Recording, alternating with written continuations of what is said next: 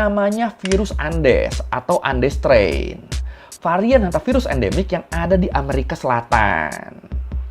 Cuma satu itu tuh yang bisa tuh, lainnya nggak bisa. Lainnya cuma bisa dari tikus ke manusia. Tapi sayangnya, hantavirus yang nyebar di kapal Hondius ini tuh ya si Andes strain ini. Satu-satunya varian yang bisa nyebar dari manusia ke manusia. Makanya setelah ketahuan kalau virusnya nyebar di kapal Hondius tuh dari strain Andes, itu WHO sama negara-negara Eropa mereka langsung panik tuh. Ya gimana nggak panik? Ini kan kalau nggak segera ditangani, virus yang awalnya endemik Amerika Selatan, yang cuma ditemuin di Amerika Selatan, bisa-bisa jadi nyebar ke seluruh dunia kan. Dan karena itulah makanya akhirnya buat mencegah hal itu terjadi, di Eropa sekarang tuh lagi dilakuin protokol kontak tracing gila-gilaan. Khususnya di negara-negara tempat asal para penumpang kapal Hondius. Ya, emang ngeri sih ini ya kalau kelepasan ya.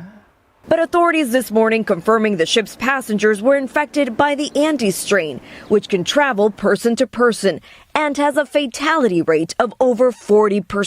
We do believe that there may be some human-to-human transmission that's happening among the really close contacts. Cuma terus, biar kita tenang dikit nih, kalau misalnya ditanya apakah kasus hantavirus ini tuh berpotensi jadi pandemi, apalagi sampai kayak pandemi COVID kemarin, sampai sekarang sih jawabannya sih masih enggak ya. Dan ini udah dikonfirmasi langsung sama Direktur Jenderal WHO Tedros Adhanom Ghebreyesus dan ahli epidemiologi WHO Maria Van Kerkhove. Mereka berdua negesin kalau hantavirus ini tuh beda banget cara kerjanya sama COVID-19 atau influenza.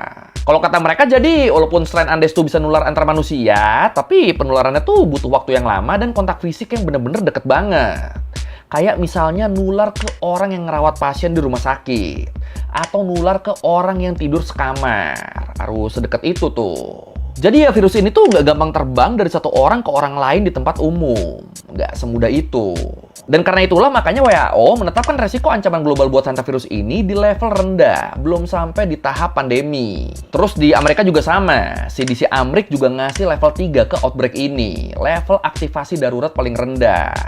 Seenggaknya sampai sekarang. Dan semoga ya buat kedepannya juga ya. Amin, amin, amin, amin, amin, amin, amin. Dan sebenarnya kalau kita ngomongin hantavirus, di Indonesia juga tuh kasus hantavirus tuh ada loh. Nih, kalau menurut laporan resmi dari Kemenkes, dalam 3 tahun terakhir tercatat ada 23 kasus hantavirus di negara kita dengan 3 kasus meninggal dunia. Kebanyakan kasus hantavirus ini tuh terjadi di Pulau Jawa, kayak di Provinsi DKI, Jabar, sampai Jogja.